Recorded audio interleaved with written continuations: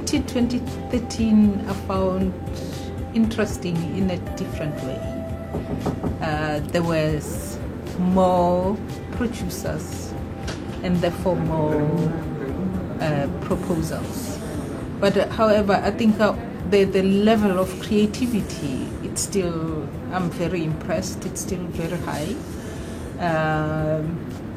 And there were some gems in the meetings that I had, and there were some very interesting ideas running around.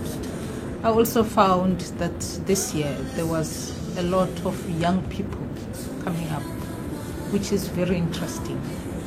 I think the highlight could be the talk we have just come out of, the talk on public broadcasting, just to see the common challenges that public broadcasters, face all around the world, which are very much the same. But I think what is very impressive is it's the university public broadcast concept, for us in South Africa, which we don't have. And I think we possibly have a lot to learn from that experience.